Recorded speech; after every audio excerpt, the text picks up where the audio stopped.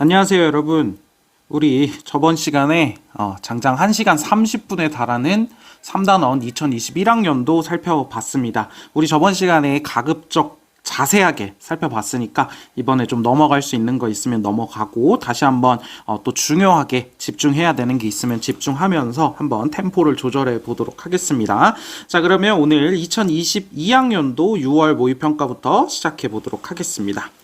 자, 2022학년도 6월 모의평가 5번 문제입니다. 자, 가 인물에 대한 설명으로 옳은 것은 이라고 되어 있는데요. 자, 가는 어려서, 자, 인물 문제네요. 인물 문제예요. 자, 그랬을 때 가는 어려서 출가를 했대. 그럼 스님인가 봐. 교토 쇼토쿠사에서 수학했대요. 자, 옛글에 능통하였던 그는 33세가 되었을 때 이에야스, 이거 익숙해요? 이에야스 아는 사람 있어요? 자, 도쿠가와 이에야스 알죠? 근데 도쿠가와가 아니면 어떡해? 그럼 일단 넘어가 봅시다. 이에야스의 초청을 받고 근데 에도로 갔대. 그럼 도쿠가와의 에도막부 시기인가? 라고 한번 생각을 해보면서 더 가봅시다. 자, 이후 정유재란 때 포로로 끌려온 강항으로부터 이게 핵심 힌트 나왔는데 핵심 힌트. 강항으로부터 과거제, 춘추의 석전 등을 배웠고 이러한 교유를 통해서 강항과의 어떤 관계를 통해서 일본 최초의 사서 오경 주석서를 간행했다라고 얘기가 나와 있어요. 자, 정유진한테 잡혀온 강황과 함께 일본 최초의 사서오경 주석서 간행했던 사람 누구죠? 후지와라 세이카라고 하는 사람이었고요. 그럼 여러분들 몰랐으면 여기까지 한번 항상 임진왜란의 영향 정도로만 생각하고 있었는데 몰랐다면 지금 후지와라 세이카가 한창 활동할 때가 언제였다? 에도막부 시기였구나 라고 하는 것도 여러분들이 한번 고민을 해볼 필요가 있을 것 같아요. 다시 한번 그냥 가져가 주면 될 것 같고 이 일본 최초의 사서오경 주석서 이름이 뭐죠? 사서오경 외훈이었죠. 외훈. 요렇게 여러분들이 봐주시면 되겠습니다. 자, 그러면 후지와라 세이카라고 하는 인물에 대해서 사실 뭐 어려울 건 없어요. 후지와라 세이카라고 하는 사람은. 자, 이 사람 제자가 누구죠? 그쵸? 하야시 라잔이라고 하는 사람이고 사실 이 하야시 라잔이라고 하는 사람이 성리학이라고 하는 걸 활용을 해서 성리학적 질서를 통해서 에도막부의 어떤 관제, 의례 같은 것들을 정비했던 사람이었다라고 얘기를 했었습니다. 자, 가 인물에 대한 설명으로 옳은 것은 할 만한 게 뭐가 있을까요? 4번 제자 하야시 라잔에게 성리학을 전수하였다. 이거 뭐 크게 어렵지 않은 문제입니다. 그냥 자연스럽게 풀면 되는 문제였고요. 자, 1번 소학을 편찬하였다. 어린아이들도 성리학적 질서를 어렸을 때부터 우리가 좀 알아둬야 할 필요가 있다. 자, 주희가 사서집조와 함께 썼던 대표적인 책 중에 하나죠. 자, 2번 백운동서원을 건립하였다. 이거 조선의 일이에요. 조선의 일이에요. 백운동서원 최초의 서원인데 요거는 그냥 조선 때구나 라고 하는 걸 알면은 일단 요건 일본과 제낄 수 있습니다. 그래서 성리학의 확산 부분에서 조선 파트에 좀 나오는 이야기입니다. 자, 3번 주자감에서 유교경전을 가르쳤다. 주자감 자주 나오네요. 그쵸? 주자감 이 발해의 국가 최고 교육기관 중에 하나였습니다. 다시 한번 떠올려 보면 비리감찰기구로 중정대도 있었고 도서나 서적을 관리하는 문적원이라고 하는 기구도 있었구나라고 하는 걸 다시 한번 생각해 볼 수 있을 것 같고요. 자, 스기타 겐파쿠와 함께 해체신서를 간행하였다라고 하는 거 보면은 이제 이 해체신서 들어본 기억이 당연히 있어야 됩니다. 자, 이 해체신서라고 하는 거 난학이라고 하는 것과 아주 중요한 연관을 가지고 있었고요. 1774년에 만들어졌던 사실 이제 해체신서라고 하는 건 만들어졌다라기보다는 원래 있었던 책을 번역한 거긴 하지만 이 스기타 겐파쿠라고 하는 사람이 이 난학 서양 학문의 영향을 받아서 1774년에 원래 있었던 책을 해부학 서적을 번역을 해서 출간을 간행을 했었던 책이 해체의 신서라고 하는 책이었습니다. 혹시 이 스기타 겐파쿠라고 하는 사람 몰랐으면 인물까지도 좀 알아두시고요. 해체 신서 다시 한번 생각을 해주시면 되겠습니다. 요거는 요 정도로 해가지고 넘어가도록 하겠습니다. 자, 2022학년도 6월 모의평가 7번 문제입니다. 이번에도 인물 문제네요. 인물 문제예요. 자, 이것은 덴쇼 16년 뭐 연호까지 우린 모르잖아요. 자, 7월 누군가가 농민들의 반란을 방지하고 이들의 신분 이동을 금지하기 위해서 일단 요 연호를 봤을 때 일본일까? 라고 하는 고민은 한번 해볼 수 있죠. 자, 그래서 농민들의 반란을 방지하고 이들의 신분 이동을 금지하기 위해서를 자, 아직 잘 모르겠으면 힌트가 더 있으니까 밑에 그림까지 살펴봐야겠죠. 자, 작성 일자와 인장이 써 있고 자, 농민들은 오로지 경작에만 힘쓰래요. 자, 다음 몰수한 무기. 자, 여기에 핵심이겠죠. 몰수한 무기, 즉 뭘 했다? 농민들의 무기 소지를 금지하고 뭘 했다는 거예요. 지금 무기를 몰수시켰다는 겁니다. 무기 몰수령을 내렸다는 얘기죠. 자, 그래서 무기 몰수령을 내려서 농민들의 반란을 방지하고 이들의 신분 이동을 금지했던 사람이라고 한다면 여러분들이 우리 교육과정에서 배우는 사람으로는 도요토미 히데요시로 볼 수 있습니다. 도요토미 히데요시. 그쵸? 무기 몰수령 우리 중요하게 공부하는 주제 중에 하나잖아요. 그래서 신분 이동을 금지시켰다라고 하는 것도 사실 중요한 주제 중에 하나고. 그래서 이 도요토미 히데요시라고 하는 인물에 대해서 물어보고 있습니다. 1번 벽제관 전투에서 패하였다. 벽제관 전투에서 패하였다. 2번 오닌의 난에서 활약하였다. 3번 센고쿠 시대를 통일하였다. 여러분들 잘 봐봐요. 벽제관 전투에서 패하였다. 이거 여러분들 요 정도 선택지는 우리가 소화해낼 수 있어야 됩니다. 왜? 벽제관 전투라고 하면 뭐 평양성 탈환이라던가 뭐 노량해전, 명량해전, 산산도대첩이라던가 여러 가지 전투들과 더불어 가지고 임진왜란에서 굉장히 중요한 역할을 하는 임진왜란에서 중요 키워드로 우리가 공부를 하는 전투잖아요. 그리고 벽제관 전투에서 패한 건 명나라였습니다. 다시 한번 얘기하면 먼저 일본에 대해서 조명연합군이 평양성을 탈환하고 한성을 향해서 달려가는 가운데에서 벽제관에서 한번 명나라 군대가 일본에게 지면서 주춤하게 되죠. 그 이후에 휴전회담으로 이어지는 그런 흐름이 있었어요. 저번 2021학년도 때 한번 설명을 했었고요. 자, 2번 오닌의 난에서 활약하였다라고 되어 있죠. 오닌의 난이라고 하면 센고쿠 시대가 시작할 때잖아. 오닌의 난이라고 하면 1467년부터 77년까지 무로마치 막부 말기 막 센고쿠 시대가 시작했을 때란 말이에요. 그럼 도요토미 히데요시가 센고쿠 시대를 통일한 사람이잖아. 답 3번이죠. 센고쿠 시대를 통일한 사람이잖아요. 자, 이 도요토미 히데요시가 통일한 게 1590년이란 말이지. 도요토미 히데요시가 뭐 150살, 200살 이렇게 산 사람 아닐 거 아니에요. 그럼 요거는 시기적으로 아주 안 맞고요. 일단 그렇지도 않고요. 자, 3번. 센고쿠 시대를 통일하였다. 이건 답이죠. 그죠? 그 이후에 이제 요런 무사들, 이 통일된 상태에서 일본 내에 이런 무사들의 힘을 그대로 가둬두기가 좀 부담스러운 여러 정치적 이유도 있고 해서 임진왜란이라고 하는 사건으로 이제 1592년에 이어지게 되는 거죠. 자, 4번. 사르후 전투에 참여했다? 사르후 전투라고 하면 일단 일본은 제껴야죠. 그래서 사르후 전투라고 하면 후금과 싸우죠. 누가?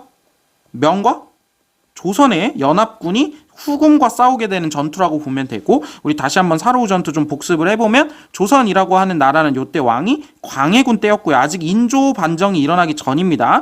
자, 그래서 강홍립이라고 하는 사람에게 야, 후금이랑 싸우다가 좀 안 될 것 같으면 투항해라 라고 하는 그런 어떤 중립 외교의 하나의 모습을 보여주었었습니다. 자, 5번 대월을 점령하였다. 베트남을 점령하였다. 대월을 점령하였다라고 하면 자, 한번 볼게요. 자, 여러분들, 자, 요거는 한번 간단하게만 정리를 하면 되는데, 자, 베트남을 점령했다라고 하면 베트남 지역에 있었던 아주 옛날 나라 중에 하나가 뭐냐면 남비엣이라는 나라 있죠. 남월이라고 하는 나라. 요 남비엣을 점령하고 없앴던 나라 누구였죠? 한나라였고요.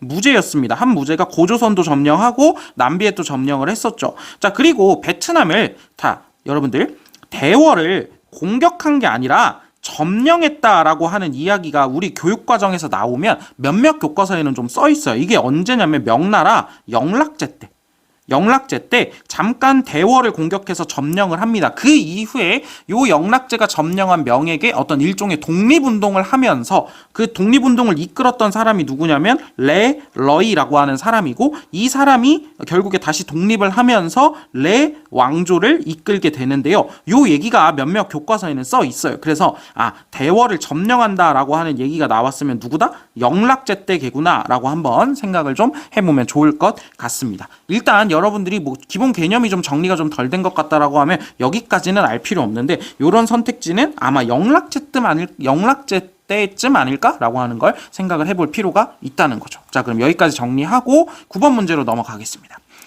자, 교사의 질문에 대한 학생의 답변으로 적절하지 않은 것은 이라고 되어 있습니다. 여러분들 요 문제 한번 잘 봐보세요. 자, 이거는 그냥 대놓고 스포일러부터 하고 시작을 하면 실버와 관련된 문제입니다. 그리고 은과 관련된 문제는 이런 방식으로 출제가 돼요. 자, 말의 발굽 모양처럼 생긴 이것은, 이게 사진에 있는 요게 그거겠죠? 말의 발굽 모양으로 생긴 이것은 화폐의 일종이래요. 화폐 일종이고 지세 등 각종 세금 징수를 하는데 폭넓게 활용이 됐었고, 이 화폐를 만든 뭐에 대해서 물어보는 거야? 주재료에 대해서 물어보는 거고, 여러분들이 이 그림을 보고 그리고 각종 세금 징수에 폭넓게 활용되었었다라고 하는 걸 보고 이게 은이구나라고 하는 걸 찾아주셔야 되고요. 사실 이거는 적절하지 않은 것은 이라고 나와 있잖아. 그러면 나머지 적절하지 않은 것 답 하나 고르고 나면 나머지 4개 선택지는 다 뭐예요? 다 은과 관련된 걸 거 아니야. 그러면 은이라는 저 은인가? 모르겠는데? 라고 하더라도 선택지를 봤으면 요거는 은이라고 하는 걸 골라낼 수 있는 거고,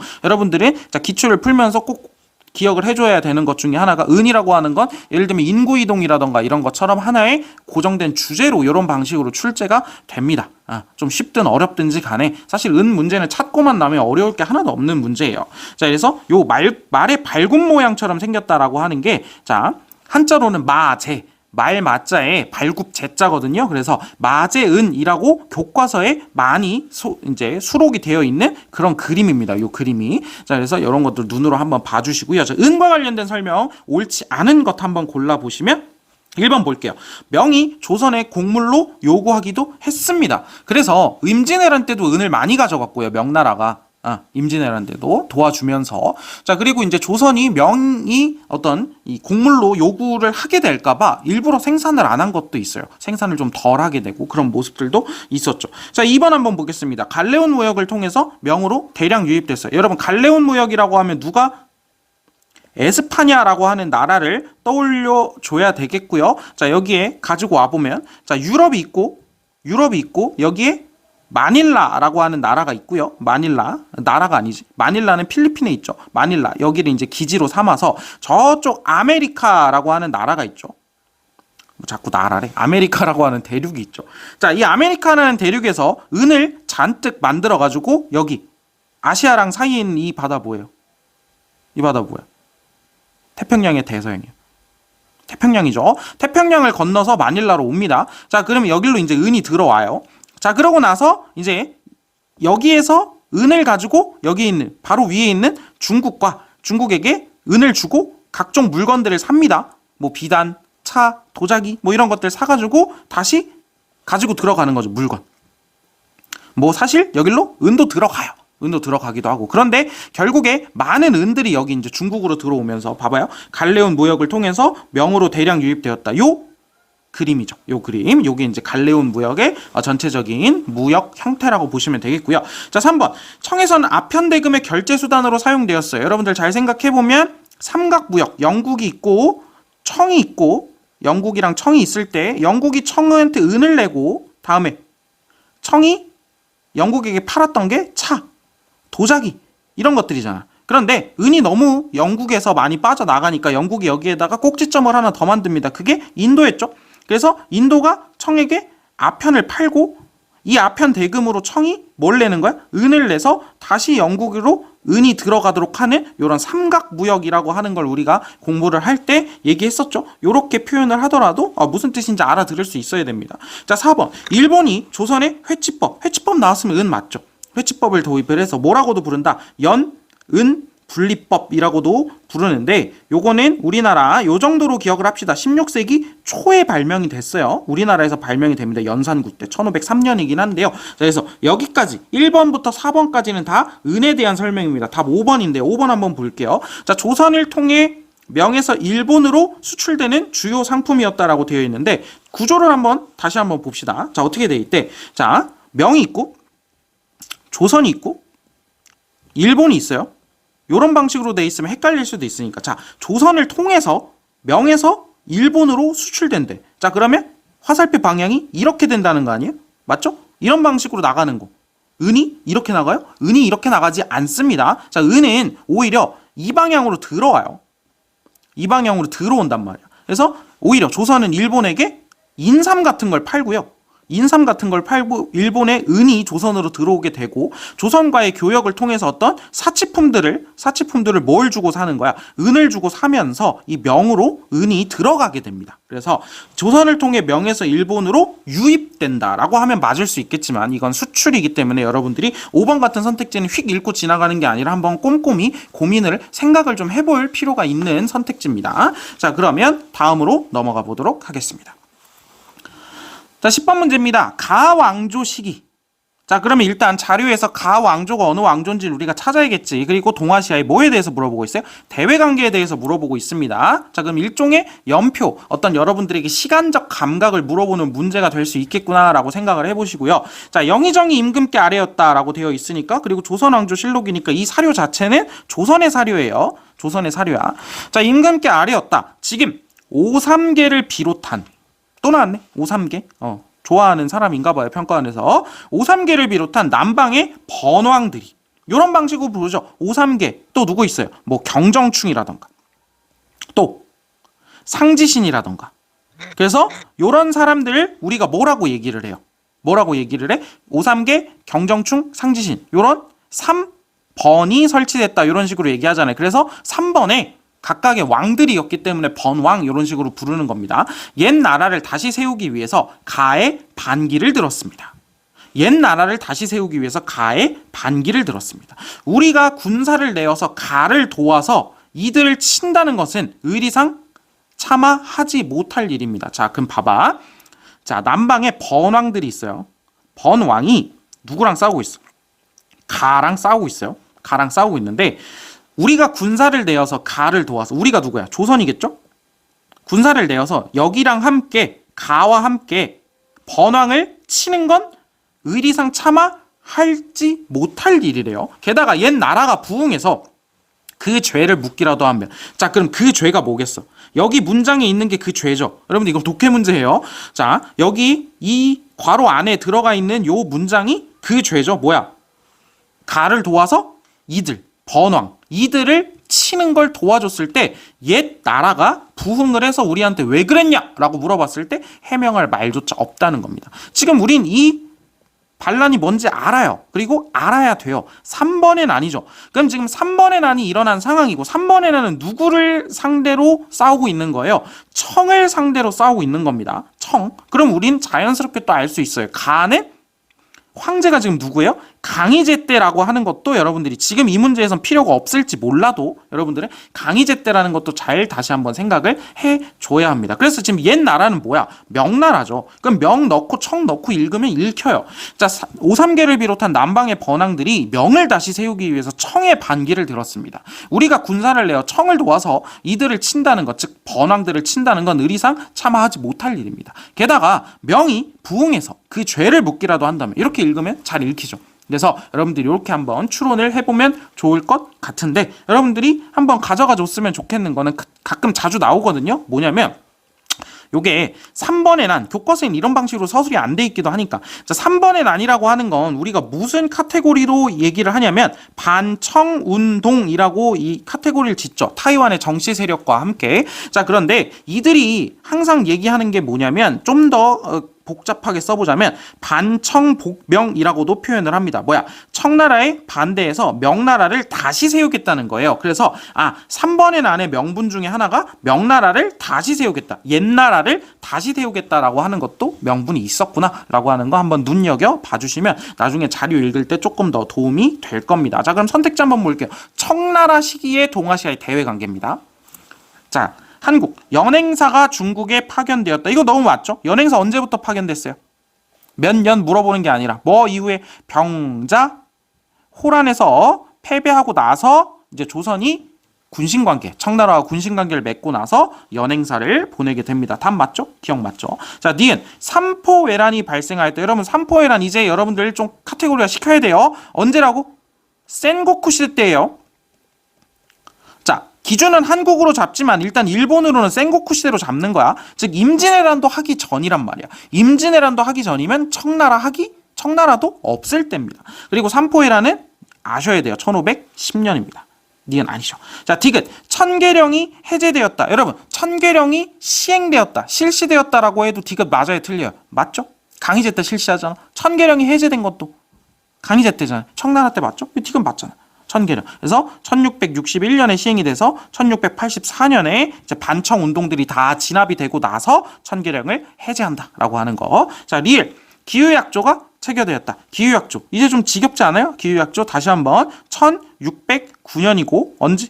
이거 조선 왕으로는 광해군 때입니다. 광해군 때고요. 그래서 이 기후약조가 체결되고 나서 무역이 재개되면서 모독 통신사도 파견이 되고요. 우리 저번 2021학년도에서 배웠던 거 다시 한번 가지고 와보면 요 기후약조 체결 이후에 새로 만들어진 외관, 초량외관이라고 하는 요 외관을 우리가 키워드로, 언제의 키워드로? 기후약조 이후의 키워드로 여러분들이 가져가 주시면 좋겠다라고 얘기를 했습니다. 자, 그래서 니은 리을 아니고요. 기억 디귿입니다.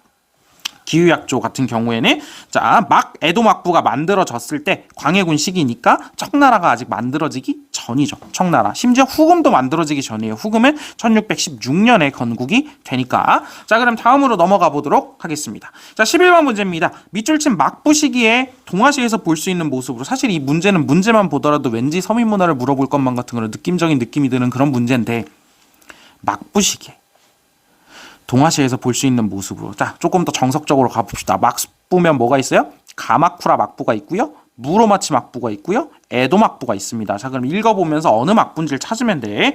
자, 팔도를 두루 유람하며 명산대천 다 본 후에 풍월과 함께 즐겁게 놀고 금강에서 지냈는데 서재에서 나와 세상 소식을 들으니 일본의 관백이 죽고 통신사를 청한대요. 관백이 죽고 통신사를 청한대. 관백은 모를 수 있어요. 근데 통신사는 모르면 안 되죠. 통신사가 가고 있을 때면 일단 이것만 보더라도 에도 막부 때입니다. 그런데 관백이 누구래? 도쿠가와. 도쿠가와 성씨. 여러분들 도쿠가와 이에시게라는 사람 알아요? 몰라요? 당연히 모르죠. 근데 도쿠가와라는 성씨는 우리가 도쿠가와 이에야스가 에도막부를 성립시켰으니까 그건 알고 있잖아. 그래서 이런 성씨 가지고도 여러분들이 좀 봐주실 필요가 있어요. 자, 위 작품은 통신사 일행으로 이 막부에 파견됐던 에도막부죠. 김인겸이 일동 장류가를 썼는데 거기에 일부래요. 통신사 일행은 고구마 종자를 가져와서 조선에 정하기도 했다. 그러면 이때 고구마라든가 이런 신대륙 작물들이 또 조선에 들어오기도 했구나. 일본과의 교류를 통해서. 이런 것도 우리가 한번 생각을 해볼 수 있습니다. 자, 그러면 에도막부 시기에 동아시아에서 볼 수 있는 모습으로 적절한 것은 이라는 문제니까. 자, 1번 홍길동전을 잇고 있어요. 에도막부가 언젠데? 조선으로 따지면 임진왜란 이후에 조선 후기 시기잖아. 자, 그럼 조선 후기의 서민문화 생각을 해보면 한글문화 이런 거 얘기 나오죠. 자, 이거 맞죠? 적절하지 않은 것은 고르는 거니까 일단 맞죠? 이 맞아요. 자, 2번 고려만국전도를 보고 있는 신사. 여러분들 고려만국전도 누가 만들었어요? 마테오 리치라고 하는 선교사가 당연히 떠올라 줘야 됩니다. 그리고 자, 여러분들 여기서부터 이제 하나하나 마인드맵 그리기 하는 거야. 마테오 리치가 언제 활동했어요? 명나라? 말 때 활동했다라고 우리 기억하자 그랬어. 명말 때예요. 전에 문제로도 마테오 리치가 명말 시기에 활동했었다는 거 문제로도 물어봤었습니다. 평가원이. 자, 그리고 신사는 언제의 지배층을 이렇게 표현합니까? 명나라 시기, 청나라 시기의 지배층을 신사라고 얘기를 하죠. 자, 그러면 마테오 리치가 명나라 말에 고려만국전도를 만들었어요. 그러면 여러분들 고려만국전도 지금 볼 수 있어요? 없어요? 있죠? 있어요? 여러분들 명나라 말이면 에도막부가 있어? 없어? 있어요, 사실. 있어. 명나라는 1644년에 멸망을 하게 되고 1603년에 에도막부가 만들어지잖아. 걸쳐있기도 한데 만약에 뭐 이전에 만들어졌었다고 쳐보자. 그러더라도 고려만국전도가 만들어지고 나면 언제든지 볼 수 있죠. 사실 이거는 언제든지 되는 문제예요. 자, 3번 사서집주를 핵심 뭐야? 편찬하고 있대요. 지금 막 만들고 있다고. 여러분 편찬에는 지금 만들고 있다는 뜻이 있어요. 사서집주를 편찬하고 있는 지식인이면 이거 누구예요? 주희잖아. 주희 언제 때 사람이에요? 남송 때잖아. 그럼 주희가 편찬하고 있으려면 남송 때여야 되잖아. 안 맞죠? 남송 때면 언제야? 남송 때면 막 위에 여진족 금나라 있고 몽골 원나라 있고 막 이럴 때잖아. 남송 때면요. 그럼 일본은 그때 언제예요? 막 가마쿠라 막부 때입니다. 가마쿠라 막부 때. 너무 전이죠. 자, 4번 우키요에를 구매하는 조닌. 자, 조닌 문화의 대표적인 것 중에 하나가 우키요에라고 하는, 여러분들 전에 혹시 기억나요? 가스시카 호쿠사이라고 하는 우키요의 대표적인 작가도 그냥 다시 한번 떠올려 보면 좋을 것 같고요. 자, 5번 가부키 공연. 가부키도 대표적으로 뭐 블라쿠라던가 이런 것과 함께 대표적인 일본 조닌 문화의 하나의 모습이었습니다. 쉽게 여러분들이 풀어낼 수 있는 문제였을 거라고 생각을 합니다. 자, 그러면 다음 문제로 넘어가 보도록 하죠. 자, 12번 가에 들어갈 내용으로 가장 적절한 것은? 이라고 하는 문제입니다. 자, 최부의 표류와 기환이라고 되어 있네요. 여러분 최부라는 사람 들어봤어요? 조선 시기의 사람인데요. 성종 시기의 사람인데 이 최부라고 하는 사람이 쓴 책이 있습니다. 표해록이라고 하는 책이에요. 바다를 표류하면서 쓴 기록, 표류했던 내용을 담은 기록이라고 하는 건데 그 표해록에 있는 내용을 가지고 문제를 출제를 한 겁니다. 자, 그래서 이 사람 제주도에 있다가 여기에 고향이 나주거든. 전라남도의 나주로 이제 아버님이 돌아가셨다는 소식을 듣고 위로 올라가다가 여기서 풍랑을 만나가지고 여기서부터 이제 표류를 하기 시작을 한 겁니다. 자, 그럼 이제 시작점이 여기죠? 시작점이 여기죠. 방금 내 내용을 몰라도 시작점이 여긴 건 잡을 수 있어야 되잖아. 자, 시작점이 여기죠. 쭉 갑니다. 자, 이제 타이저위에 도착을 해요. 자, 왜구로 의심을 받아서 중국 관리에게 신문을 받았어. 뭐 그럴 수 있죠. 가봅니다. 그러다가 이제 수저우로 올라가요. 수저우. 자, 시장에서 다양한 견직물, 여러분 견직물이라고 하면 비단 같은 거 얘기하는 거죠. 활발하게 유통되는 걸 봤대요. 아직 모르겠어. 자, 올라갑니다. 더저우. 몽골의 일파인 오이라트와 타타르가 중국의 변경과 수도를 위협했었대요. 오이라트와 있었던 일, 토목보해변, 타타르가 수도를 위협했던 거, 베이징 포위 사건 이런 거 있었죠. 자, 그럼 가는 지금 어느 나라예요? 지금 여기 이 중국에는 어느 나라가 있는 상태야? 이거 보고 어느 나라인지 바로 찾아야 돼. 명나라죠. 명이에요, 명. 자, 중국 조정에서 환관들이 최근까지 전횡했었다는 사실, 난리를 쳤었다는 사실을 전해 들었대요. 그래서 이 사람이 베이징이라고 하는 명나라의 수도에서 어떠한 모습을 볼 수 있었겠느냐라고 하는 게 이 문제입니다. 자, 그러면 시기를 잡아봅시다. 명나라가 북쪽에 오이라트, 타타르에게 난리를 치고 있고, 그 다음에 왜구로 의심을 받고 있어요. 이거 넘어갈 수도 있지만 이제부터는 힌트로 잡을 수 있죠. 자, 왜구로 의심을 받고 있어요. 자, 그러면 어느 시기? 북, 로, 남, 왜라고 하는 이 상황이라고 하는 시기, 이 상황이라는 걸 우리가 한번 알 수 있고, 그리고 내부적으로는 막 환관이 난리를 치고 있는 이런 모습들, 우리 다 공부했었던 내용이잖아요. 명나라. 자, 그러면 이 시기가 필요한지 아닌지는 모르겠으나 우리가 요 정도까지는 요걸 가지고 한번 고민을 해보면서 선택지를 볼 필요가 있다는 거죠. 넘어가 봅시다. 자, 금과의 강화를 추진하는 거에 반대하는 장수를 만났대요. 금과 강화를 맺었었던 나라, 어느 나라 생각해 볼 수 있을까요? 남송을 한번 생각을 해볼 수 있었겠죠. 남송. 금나라와 강화를 맺습니다. 그래서 남송과 금이 군신관계를 맺었었습니다. 군신관계. 금나라한테 수도 털리고 남송으로 도망을 갔지만 그러고 나서도 계속해서 이제 갈등이 있었고 그 강화 조약을 맺어서 군신관계를 맺어요. 여기서의 임금은 누구야? 금나라고요. 신하는 남송이었습니다. 근데 이거 남송 때잖아. 너무 전이죠. 시기 안 맞죠? 이런 방식으로 푸는 거예요. 이것도 일종의 연대기 문제라고 볼 수 있습니다. 자, 그러면 지금 명나라 때는 볼 수 없는 모습이죠. 2번 사고전서에, 그 사고전서 지금 막 편찬하는 중이야. 거기에 참여하는 한족 지식인을 봤대. 여러분들 사고전서라고 하는 거 우리가 고증학이라고 하는 학문과도 연관 지어 볼 수 있지만 시기를 살펴봐야 되잖아. 언제죠? 일단 청나라라는 거 알았으면 1차 합격. 두 번째 걸륭제 때입니다. 이것까지 알아주셔야 돼요. 자, 그럼 청나라 걸륭제 때. 사실 이건 청나라 때라는 것만 보더라도 이 문제는 풀 수 있죠. 사실. 자, 어쨌든 2번도 너무 이른 시기예요. 사실 청나라는 뒤쪽으로 가야 되니까. 자, 3번 쩌능다오 군대와 싸우고 있어요. 그럼 일단 쩌능다오가 살아있어야 되잖아. 쩌능다오가 언제 막 활약을 했었어요? 우리가 배웠던 교육 과정에만 생각을 해보면, 그쵸? 쿠빌라이 칸이 막 쳐들어왔을 때죠. 자, 그러면 이때 언제예요? 몽골 때잖아. 몽골이 한창 강성하던 13세기 중후반부의 이야기입니다. 자, 그러면 이거 명나라 때 볼 수 있는 모습이 아닙니다. 자, 4번 조공을 위해서 중국을 방문한 류큐 사진. 류큐와 조공 무역을 했었나요? 명나라가? 했었죠. 자, 그러면 4번 볼 수 있어요? 없어요? 있죠. 볼 수 있잖아. 그렇죠? 이건 뭐 크게 어려울 수 있는 문제가 아닙니다. 적절한 것은. 물론 이렇게 풀면 안 돼요. 조공무역 사신이 이때 안 와 있을 수도 있잖아. 이렇게 풀면 안 돼요. 조공무역 사신이 올 수 있잖아요. 명나라 때. 그러니까 류큐 사신과 대화했다라고 이거 볼 수 있는 모습으로 적절합니다. 자, 5번 화번공주를 맞이하러 온 토번 사신이래. 이라고 하면 바로 이거 언제 때예요? 당나라 때라는 거 알 수 있어야 되고 토번에 바로 여러분들 사실 문제 풀 때는 실제 문제를 풀 때는 이렇게까지 쓸 필요 없지만 여러분들 공부하는 거니까 송첸칸포라고 하는 거 보시고 자 당나라 때 문성공주라고 하는 것까지 여러분들이 같이 이제 떠올라 주시면 됩니다. 자 5번은 너무 전이죠.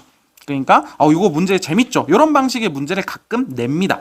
뒤에도 있을 거예요. 자 그래서 요거 답 4번으로 골라주시면 되고 이 문제를 한번 아주 간단하게 심플하게 정리를 하자면 뭐에 대해서 물어보고 있는 거예요? 명나라 시기에 볼 수 있는 모습으로 적절한 것은 이라고 하는 문제와 맞아 떨어지는 그런 문제입니다. 자 그러면 다음 문제 넘어가 볼게요. 자 7번 문제입니다. 자 밑줄 친 개혁을 추진한 시기에 동아시아에서 있었던 사실로 옳은 것은 자 9월로 넘어왔어요. 자 밑줄 친 개혁 자 후베이성 출신이래요. 인물 검색이에요. 자 호는 태학 시호는 문충 뭐 그렇대. 재상격인 내각 수보에 올라서 어린 만력제를 여러분들 만력제는 교과서 수준의 개념은 아니라 그랬어요. 그런데 우리가 문제를 통해서 많이 만나는 사람이니까 기억을 좀 해보자고 했었지. 저번에 개혁을 추진을 했었는데 밖으로는 자, 이 사실 만력제 몰라도 돼요. 몽골과 강화를 맺고 안으로는 새로운 조세 제도를 전국적으로 확대 시행했대. 재정을 충실히 하고 관료의 기강을 바로잡기 위해서 노력했었대. 지금 아주 다 읊어주고 있네. 이게 2번이죠. 1번 몽골과 강화, 2번 조세 제도 전국 확대 시행, 3번 관료의 기강을 바로잡기 위해 노력. 그리고 그가 죽고 나서 10년 뒤에 임진왜란이 발발했대요. 재정 상황이 악화됐고 정치 상황이 안 좋아졌다. 이렇게 되어 있죠. 자, 어떤 사람이 만력제 때 사실 만력제는 힌트로 안 잡아도 돼요. 만력제 때 이 어떤 사람이 자, 개혁을 추진을 했고 근데 죽고 나서 거의 바로 임진왜란이 발생을 했어요. 자, 그러면 임진왜란이 발생했을 때니까 지금 이거 명나라에 대한 이야기고요. 자, 이 명나라 때 임진왜란 직전에 이런 문제들을 통해서 개혁, 이런 1, 2, 3번의 개혁을 했던 사람 누구죠? 장거정이라고 하는 사람이고요. 여러분들 장거정은 시기 어떻게 잡자 그랬어? 장거정은 무조건 여기에 나와 있지만 임진왜란 직전이라고 시기를 잡자 그랬어요. 그럼 당연히 16세기 후반은 자연스럽게 연결이 되는 거고요. 자, 그리고 여러분들 다시 한번 얘기하지만 만력제 너무 어려운 거 아니잖아요. 만력제 한번 기억을 좀 하자고요. 만력제 때 가장 대표적인 동아시아에서의 사건이라고 하는 거는 장거정의 개혁이 추진되었던 거 있고요. 임진왜란이라고 하는 게 이때 벌어졌었다라고 하는 게 있습니다. 자, 그러면 7번 문제의 개혁 추진한 시기, 즉 개혁을 추진한 시기 16세기 후반이구나라고 하는 거 한번 생각을 해보고 동아시아에서 어떤 사실들이 있었을지 한번 보도록 하죠. 자, 1번 왜구의 근거지인 쓰시마섬을 정벌하 했다. 여러분들 쓰시마섬을 정벌하 했다. 이거 조선 우리 세종 때라고 계속 얘기하고 있죠. 쓰시마섬 정벌. 그리고 세종 때니까 15세기 초반 정도로 우리가 생각을 해볼 수 있습니다. 1번 시기가 안 맞습니다. 자, 2번 일본과의 무역 창구인 외관을 초량으로 옮겼대요. 여러분들 이거 좀 어려운 문제예요. 외관을 초량으로 옮겼대. 초량외관 언제 이후라 그랬어? 기유 약조 이후라 그랬죠. 그럼 문제 다시 한번 돌아가 보세요. 개혁을 추진하고 나서 10년 뒤 죽고 나서 10년 뒤 임진왜란이 벌어졌고 임진왜란이 끝나고 나서 기유약조를 체결하고 그러고 나서 외관을 초량으로 옮기는 거잖아요. 이거 시기가 안 맞습니다. 그쵸? 자, 3번 홍타이지가 황제를 칭하고 국호를 청으로 고쳤다라고 할 거면 요 시기에 요 언제예요? 국호를 청으로 고치고 나서 바로 발생하는 사건이 뭐야? 병자호란이잖아. 병자호란이 요러고 나서 터지게 되죠. 자, 그러면 요거는 임진왜란 이후죠. 이것도 사실 임진왜란 이후잖아. 그럼 16세기 후반이 아니라 이거는 17세기고 사실 이건 연도 알아야 돼요. 1636년이었죠. 자, 3번도 시기 안 맞습니다. 자, 그럼 4번 한번 보도록 하겠습니다. 센고쿠 다이묘들이 조총을 활용하여 각축을 벌였다. 여러분들 요 표현 다이묘라는 표현인 알 텐데요. 센고쿠 다이묘라고 하는 걸 뭐지? 이러면 안 돼요. 여러분들이 그냥 아는 거 조합하면 되는 거야. 센고쿠 시대에 내가 잘났니 네가 잘났니 하고 있었던 그 지방 영주들을 센고쿠 다이묘라고 얘기하는구나 라고 알면 되고 조총을 활용하여 각축을 벌였다. 서로 싸웠다. 자, 즉 4번 뭐야? 센고쿠 시대가 전개되고 있다 이 뜻이죠. 센고쿠 시대가 전개되고 있다 이 뜻이죠. 자, 그러면 16세기 후반이잖아. 16세기 후반에 장거정이 활약을 하고 있을 때 센고쿠 시대 맞아요? 그렇죠. 센고쿠 시대가 1590년에 끝나잖아요. 그럼 이 시기 맞죠? 그럼 답은 4번입니다. 오, 쉽지 않은 문제일 수는 있겠지만 여러분들이 여기에 보면은 그 장거정의 개혁이라고 하는 게 시행되던 시기가 센고쿠 시대, 그리고 센고쿠 시대의 왜구가 마구 이제 바깥으로 난리를 치다 보니까 조선과 명나라가 다 고통을 받았었다, 이런 얘기들과 함께 연결 지어보면 그렇게 어려운 문제는 아닙니다. 자, 5번 쩌능다오의 활약으로 몽골군의 침입을 격퇴하였다. 일단 몽골군의 침입을 쩌능다오가 격퇴를 하려면 방금 문제에서도 우리가 살펴봤었지만 요 몽골군들은 언제예요? 13세기 중후반이어야 됩니다. 시기가 너무 앞이죠. 그럼 요것도 안 맞고요.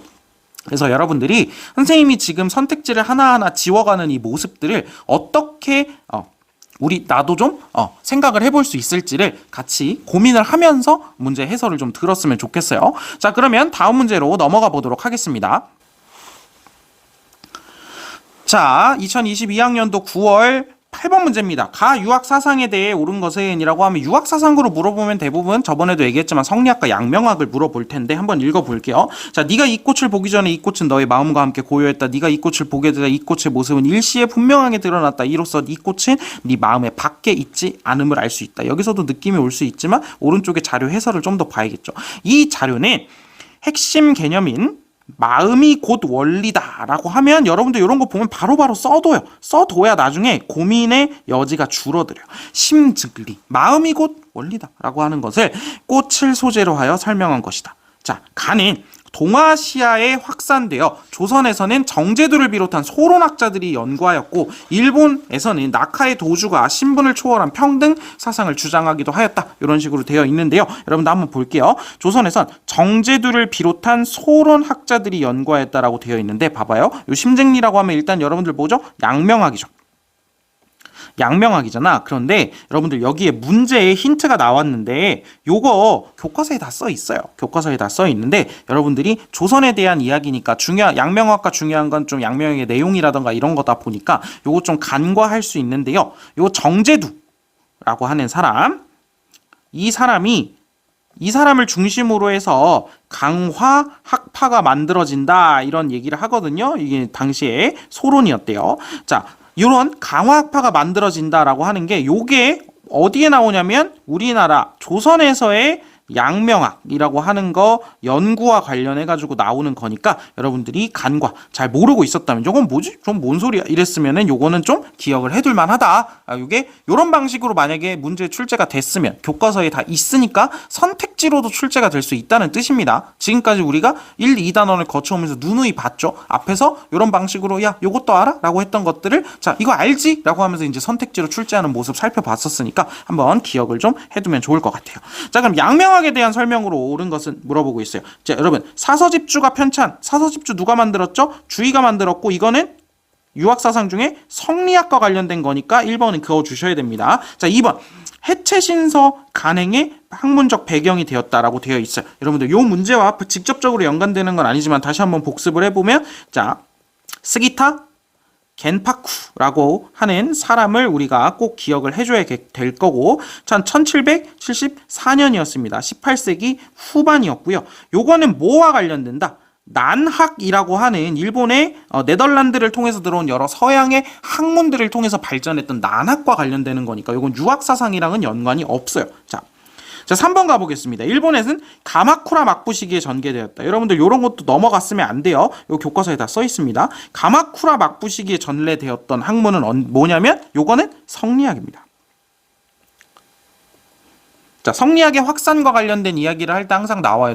이제 한반도에는 고려 말에 들어오게 되고요. 그 다음에 일본에는 가마쿠라 막부 시기에 전래된다. 자, 4번 지행합의를 중시하는 왕수인에 의해 확립되었다. 뭐 이거는 그냥 여러분들 더 이상 설명할 게 없죠. 이거는 그냥 양명학의 특징이니까 몰랐으면 기억하면 되는 문제입니다. 자, 5번 공자와 맹자 시대의 유학으로 복귀할 것. 여러분들 요거는 우리 교육과정에서 교과서에 나와 있는 내용으로 뭐라고 여러분들이 연결을 지어주면 되냐면 에도막부 후기에 고학이라고 하는 게 나오고요. 국학이라고 하는 게 나오는데 그중에서 고학과 관련된 이야기입니다. 고학. 그래서 유학 연구 과정에서 국학이라고 하는 거는 좀 더 이제 일본의 전통 정신이라던가 이런 것들에 대해서 좀 어떤 연구를 할 필요가 있다면서 뭐 천황이라던가 이런 것들에 대해서 좀 더 연구하는 그런 학문적 흐름이라고 보면 되는데 고학이 정확하게 여기 있는 이거예요. 공자와 맹자 시대의 어떤 초기 유학 으로 복귀할 것을 주장했었던 그런 흐름들이 나타났었으니까 요것도 한번 나중에 정리를 하시면 됩니다. 자, 자 그러면 다음 문제 넘어가 보도록 하겠습니다. 자, 9번 가국가 시기에 동아시아 문화에 대한 설명으로 옳지 않은 것은입니다. 나머지는 다 맞는 거예요. 자, 그러면 가가 어느 국가인지 봅시다. 아니요, 난 지금 베이징에 있는 고서점가인 옛날 어떤 여러 가지 책들을 모아놓은 유리창이라는 곳에 있는데, 이곳은 가 나라의 권룡제가 사고전서 편찬을 명했을 때 학자들이 상세한 고증을 위해 필요한 참고 도서를 구했던 곳이고, 홍로몽 같은 것도 많이 팔렸겠지라고 막 힌트가 두다다다다 쏟아지고 있습니다. 옛 모습이 거의 사라지긴 했지만 지금도 오래된 책과 옛 그림을 파는 가게들이 많다. 뭐 이쪽고 저쪽고 저쪽고 이러고 있습니다. 자, 그러면 청나라 때 베이징 뭐라고 불렀어요? 아, 여긴 연경이겠네. 여긴 연경이겠네. 그럼 권룡제, 사고전서, 홍로몽이라고 하면 당연히 청. 이거 더 이상 설명할 것도 없죠. 요거는 그냥 간단하게 넘어가면 되는 문제입니다. 청나라 시기에 동아시아 문화니까 이것도 일종의 서민 문화 물어보겠죠. 당연히 선택지 보면. 자, 여러분들 이 문제 같은 경우에는요. 사실 서민 문화 문제 같은 경우에는 이거 안 보더라도, 그러니까 차라리 옳은 것은 있잖아. 옳은 것은이라고 하는 문제면 요건 좀 건방지니까. 옳은 것은이라고 하면 자료 봐야 돼요. 옳은 것은이라고 하면 자료 봐야 되는데, 옳지 않은 것은이라고 하면 자료 안 봐도 돼요. 사실 자료 안 봐도 돼. 선택지만 봐봐. 민화가 성행했다. 맞죠? 판소리가 유행했다. 맞죠? 경극 인기 끌었죠? 우키요에가 발달했다. 맞죠? 이거 다 언제예요? 우리가 서민 문화라고 하는 요 카테고리에서 우리가 배우는 내용들이잖아. 그리고 도다이사가 창건되었다. 뜬금없죠? 이게 답이잖아. 이거 안 봐도. 뭐 안 봐도? 이 자료 안 봐도. 그죠? 여러분들이 그렇게 생각해 볼 수 있어요. 요게 대충 같은 카테고리 있구나라고 하는 게 여러분들이 나중에 문제 많이 풀다 보면 느껴져요. 그런데 그럼 1번부터 4번까지는 설명 딱히 안 하겠습니다. 자, 경극 하나만 얘기하면 요거 이제 베이징. 일본이래. 청나라의 베이징이라고 하는 곳에서 유행을 했었던 여러 가지 어떤 연극 문화 같은 것들을 경극, 서울 경자를 써서 수도에서 유행했다라고 해서 경극이라고 했다고 했습니다. 자, 도다이사가 창건되었다. 오랜만에 복습 한번 해볼까요? 도다이사 언제 창건됐어요? 8세기에 창건이 됐고요. 도다이사라고 하면 같이 생각을 해줘야 되는 게, 당시에 이제 일본이 불교가 성행을 하게 되면서 고쿠분사라고 하는 있던 천황이 여러 지역에다가 이제 큰 절들을 많이 만들게 되는데, 그런 것의 일환으로 그 고쿠분사 중에 가장 높은 절이 요 도다이사였습니다. 자, 그리고 8세기라고 하면 해초라고 하는 승려도 활동을 할 때고요. 당나라의 감진이 활동을 하면서 일본의 계율을 전수해주는 그런 모습도 볼 수 있고요. 또 요때 언제죠? 불국사 3층 석탑, 우리가 석가탑이라고 부르는 불국사 3층 석탑이 지어진 것도 요 8세기 때입니다. 그래서 5번 도다이사가 보인 김에 간단하게 한번 복습해 보고요. 자, 그러면 다음으로 넘어가 보도록 하겠습니다. 자, 11번 문제입니다. 밑줄 친 전란에 대한 설명. 전란이라고 하는 거면 이것도 어떤 전쟁이겠네요. 자, 그러면 한번 읽어보도록 하겠습니다. 자, 출처 한번 보면 소현심양일기라고 되어 있어요. 소현세자인가? 우리가 공부를 많이 했으면 이 정도는 고민을 하면서 읽어볼 수 있죠. 그들은 이번 전란에서 사로잡은 우리 백성들을 사고 팔기 위해 심양, 선양 성문 밖에 모아놓았대. 그 수가 수만 명인데 혈육이 상봉하고 부여잡고 울부짖으니 곡소리가 천지를 진동했다. 역관이었던 정명수가 황제의 명으로 와서 황제께서 내일, 여기 나오네요. 소현세자 대놓고 나오네. 소현세자를 만나보고자 하시니 마땅히 관복을 갖추어 입고 가서 먹이십시오. 신하들이 세자께서는 산성에서 나왔대요. 이것도 하나의 힌트죠. 산성에서 나와서 곧장 이국 땅으로 오셨는데 관복을 어느 겨를에 가져왔겠냐, 말이 되냐, 뭐 이런 얘기를 하고 있습니다. 이거 힌트예요. 첫 번째 뭐야? 우리 백성들이 사로잡혔어요. 두 번째, 소현세자가 어딘가로 잡혀가 있고요. 갓 산성에서 나왔대요. 이거 어느 산성이겠어? 남한 산성이겠죠. 남한산성이겠죠. 자, 그러면 이게 어떤 상황이에요? 어떤 전란의 결과 소현세자, 즉 왕자가 포로로 잡혀가 있고 많은 백성들도 포로로 잡혀가 있어요. 그리고 남한산성에서 갓 나왔대요. 그럼 이거 병자호란이죠. 자, 그러면 병자호란에 대한 설명 1636년에 있었던 병자호란에 대한 설명으로 옳은 것은이라고 되어 있으니까 가보도록 할게요. 자, 1번 한인 무장 출신 오삼계, 하나 더 경정충, 하나 더 상지신 등이 일으켰다. 요건 3번엔 아니죠. 3번에 난이고 오랜만에 3번에 난 시기 한번 볼까? 1673년부터 1681년까지 지속이 됐었던 그런 반란이었습니다.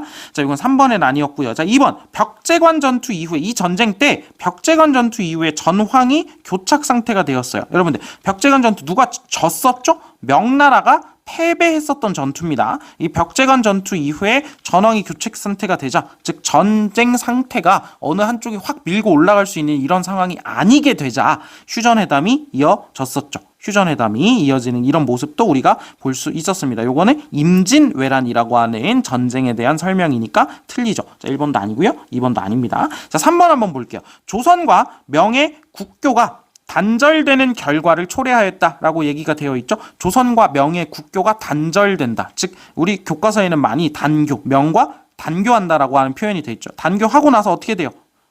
청과 조선이 군신관계를 맺죠. 이게 병자호란의 결과 맞죠? 답 3번입니다. 자, 4번 한번 보도록 할게요. 가도에 주둔한 모문용을 지원한 것이 빌미가 되었다. 여러분 요거 뭐 중요한 선택지라고 선생님이 이제 표시해 놓은 이유는 뭐냐면 헷갈리지 말라고요.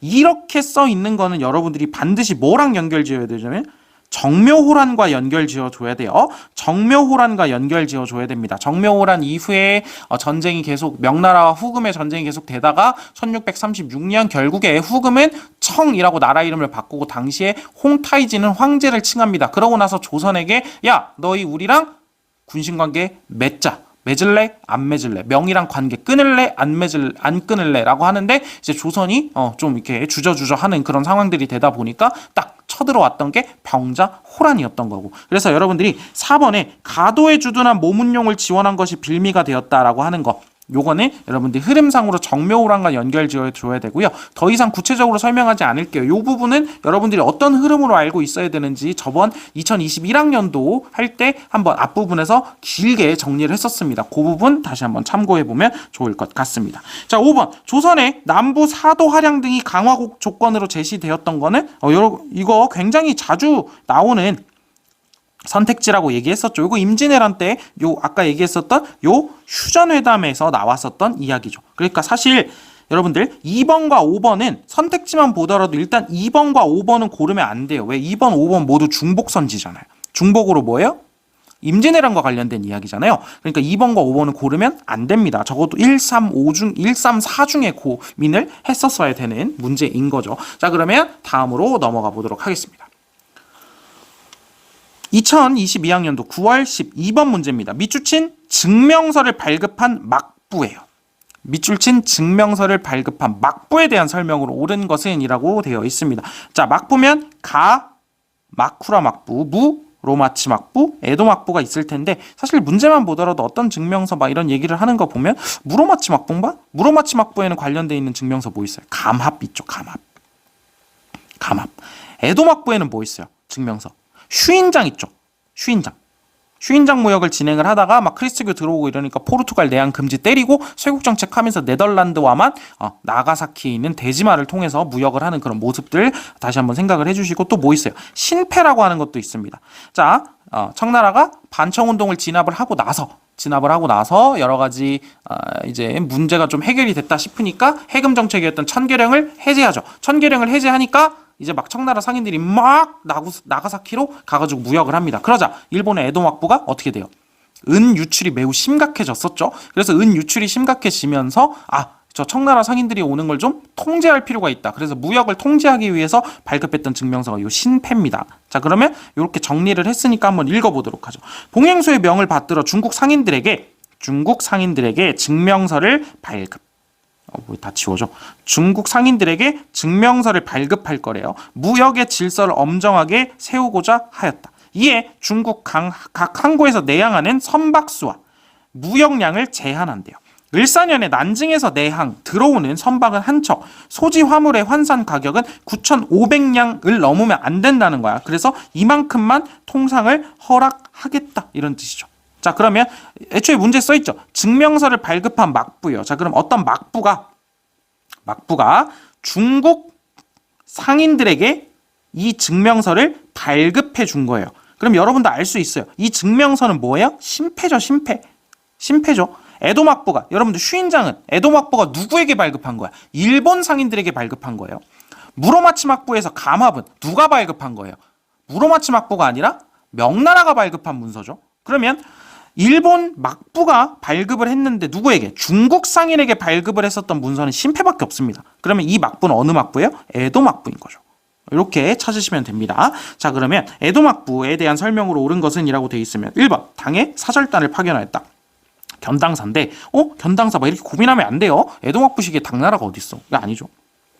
자, 2번 명과 감압무역을 실시하였다. 감압무역을 실시하였다라고 하면 여러분들은 요거는 무로마치 막부로 가주시면 됩니다. 무로마치 막부로 가주시면 되고요. 언제부터? 남북조를 통일하고 나서 3대 쇼군인 무로마치 막부 3대 쇼군인 아시카가 요시미스가 명나라에 조공을 하면서 이제 조공무역인 감압무역이 시작이 됐던 거죠. 자, 3번 송으로부터 동전을 수입하였다라고 하는 요 선택지가 나와 있는데요. 송으로부터 동전을 수입하였다라는 선택지가 나와 있으면 가마쿠라 막부라고 생각을 하시면 됩니다. 요 교과서들에 써있는 교과서, 안 써있는 교과서가 있기는 한데 대다수의 교과서에 써있어요. 송으로부터 동전을 수입했던 이유 중에 하나는 당시에 가마쿠라 막부가 자신들이 화폐를 찍어낼 힘은 없었어요. 그런 역량은 없었고, 근데 화폐가 유통될 필요는 있고, 이러니까 송나라로부터 동전을 수입을 해서 그걸 일종의 화폐 발행처럼 썼던 겁니다. 자기들이 화폐를 만든 건 아니지만 송으로부터 동전을 수입을 해서 썼던 거예요. 그래서 3번 가주시고, 자, 4번 미국과 화친조약을 체결하였다. 여러분들 요 선택지 잘 기억을 해두세요. 요거 답이죠. 에도막부. 여러분들 요 미국과 화친조약을 체결했다. 이거 미일 화친조약이죠. 여러분들 미일 화친조약과 미일 수호통상조약은 몇 단원에 나오냐면 4단원에 나와요. 그래서 여러분들이 에도막부라고 하는 거를 그냥 3단원으로 막 생각을 하고 있으면 요걸 못 골라요.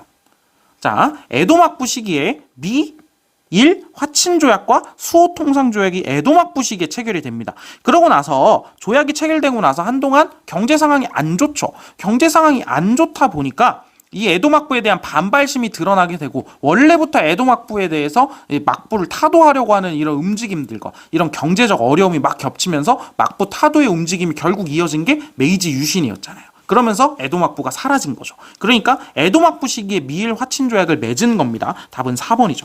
5번 조선으로부터 회치법을 처음 도입하였다. 자, 그러면 지금 5번 선택지는 평가원이 여러분들에게 어떠한 메시지를 보내고 있는 거예요? 회치법의 시기를 알아달라고 얘기하는 거죠. 5번은 회치법의 시기를 알아달라고 얘기하는 거죠. 왜냐하면 에도막부가 1603년에 시작을 하잖아. 근데 회치법이 들어온 건, 그러니까 회치법이 처음 만들어진 건 1503년이란 말이죠. 그러면 1503년 이후에 센고쿠 시대에 일본으로 처음 도입된단 말이야. 그러면 1603년 이전이라는 걸 알아야 5번을 지울 수 있잖아요. 그러면 지금 5번 선택지는 뭘 물어보고 있는 거야? 회치법의 시기를 알고 있느냐를 물어보고 있는 거죠. 5번 선택지는. 그러면 1503년 적어도 16세기 초반에 만들어져서 얼마 지나지 않아서 일본으로 도입이 됐겠구나 라고 하는 걸 생각을 한다면 요건 에도막부 시기가 아니라는 걸 여러분들이 판단할 수 있어야 되죠. 이것도 여러분들이 조금 고민을 해봄직한 선택지라고 할 수 있습니다. 자, 그러면 다음 문제로 넘어가 보도록 하겠습니다. 2022학년도 9월 마지막 문제입니다. 3단원. 자, 가제도의 실시 배경으로 가장 적절한 것을. 자, 이것은 각 지역에서 제도에 대해서 물어보고 있어요. 각 지역에서 거둘 인두세인 정세. 정세는 인두세래요. 사람 머릿수마다 내는 거. 토지세인 지세의 징수 기준과 총액을 기재한 부역전서라는 책의 일부래요. 부역전서 알 필요 없죠. 표시된 부분을 보면 정세를 고정시켜 지세에 합산하여 거둔다. 여러분들 지금 뭘 물어보고 있어요? 이것만 가지고 여러분들이 판단해 달라는 겁니다. 가제도를요. 그러면 여러분들이 최소한 요 문제에서도 명확하게 드러났는데 1조 편법과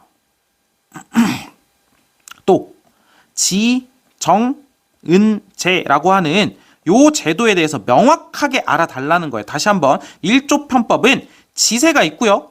정세가 있는 건 맞아요. 그런데 이 지세 따로 정세 따로 뭘로 내게 한 거야? 은으로 내게 한 거야. 그런데 정세는 뭐라 그랬어? 사람 머릿수마다, 장정 머릿수마다 내는 인두세예요. 그러니까 사람들이 애가 태어나도 남자애가 태어나도 신고를 안 해. 왜? 신고하면 세금 많이 내잖아. 막 그런 일들이 막 비일비재한단 말이야. 그러니까 어떻게 해요? 그냥 지정은제 어떻게 한 거예요? 정세를 어디에다 포함시켜요? 지세에다 포함시켜서 한 번에 거두는 거예요. 공통점은 뭘로 거두는 거예요? 은으로 거두는 거죠. 그래서 요 표현 있죠? 정세를 고정시켜서 지세에다가 더해서 합산해서 거둔다를 보고 여러분들이 지정은제라고 하는 걸 알아주셔야 된다는 거고, 시기는 18세기 초라고 했어요. 뭐가? 어떤 시기가? 지정은제 시행이 아니라 지정은제가 전국적으로 시행, 이렇게 표현을 해주는 게 좋을 것 같아요. 18세기 초에 전국적으로 시행이 된다. 자, 그러면 지정은제라는 제도 자체에 대해서 물어보고 있습니다. 자, 가볼게요. 1번. 교초가 발행되어, 문제를 잘못 봤네요, 여러분들. 제도 자체는 맞지만 실시 배경으로 물어보고 있어요. 실시 배경. 자, 1번. 교초가 발행되어 전국적으로 유통되었다. 교초 언제 때 화폐예요? 원나라 때죠. 몽골 제국이잖아. 몽골 제국. 시기가 아예 안 맞죠. 배경으로 삼기도 너무 애매하죠. 2번. 천계령이 해제되었어요.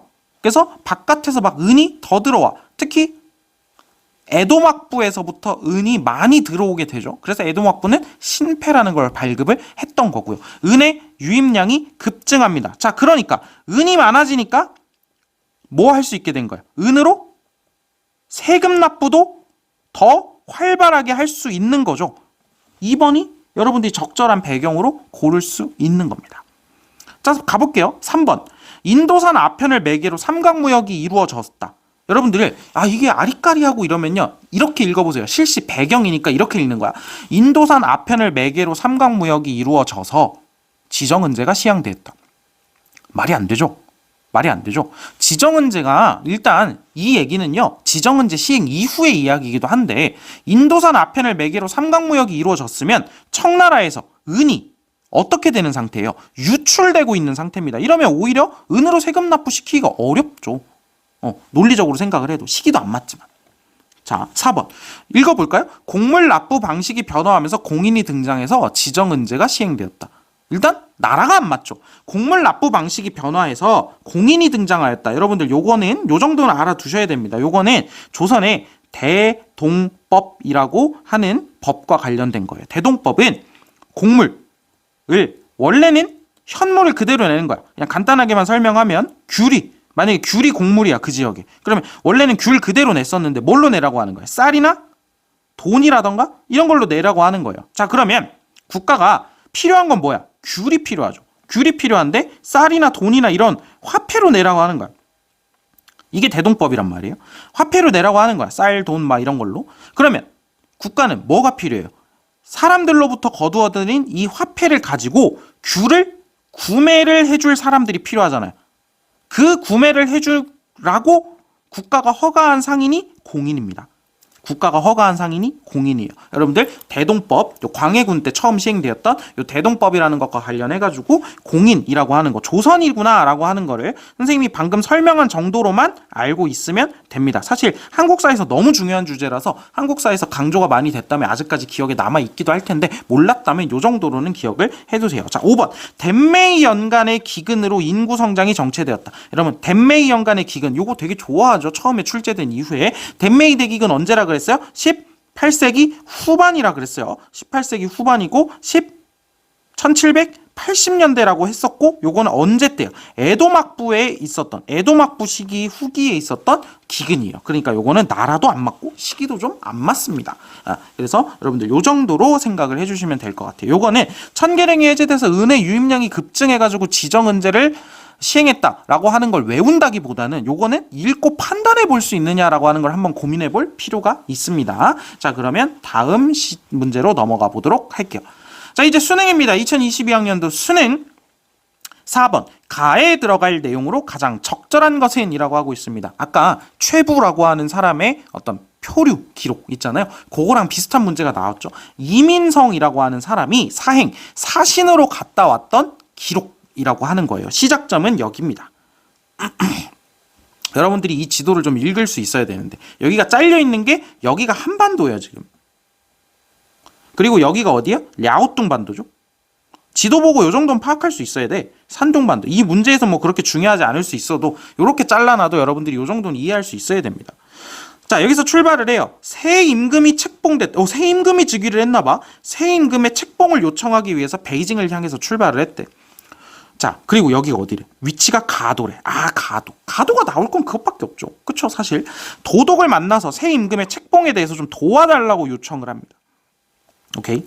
자, 그러고 나서 바다를 건너가지고 이제 여기 산동반도로 왔어요. 자, 등주라는 곳에서 이곳의 지방 장관이 그럼 봐봐. 새 임금이 즉위한 지 몇 달밖에 안 됐어요. 왜? 몇 달 전에 임금이 폐위됐대. 그래서 걔 살아있냐? 라고 물어보고 궁궐 화재 사건이 왜 있었냐? 이런 경위를 물어봤대요. 그러고 나서 베이징에 도착했어. 그러면 베이징에서 어떠한 모습을 볼 수 있느냐라고 하는 걸 판단하려면 여러분들은 지금 저 중국에 어느 나라가 있는지부터 알아야 될 거 아니야. 어느 나라가 있는지부터. 자, 그럼 봐봐요. 자, 새 임금이 즉위를 했어요. 몇 달 전에 폐위된 임금이 끝나고 나서 임금을 폐위시키고 새 임금이 즉위를 했고 가도에 주둔하고 있는 도독을 만나가지고 새 임금의 책봉에 대한 도움을 요청한대. 이 도독 누굴까요? 여러분들 이렇게 유추할 수 있어야 돼. 모문용이죠. 모문용이겠죠. 자, 그러고 나서 몇 달 전 폐위됐대. 누굴까? 광해군이겠죠. 왜 자꾸 지워져? 자, 광해군이겠죠. 그러면 새 임금이 누구겠어? 인조죠. 자, 그런데 몇 달 전 광해군이 폐위됐대요. 자, 그럼 이거 시기 잡아야 돼. 인조반정이라고 하는 사건이 일어난 지 직후입니다.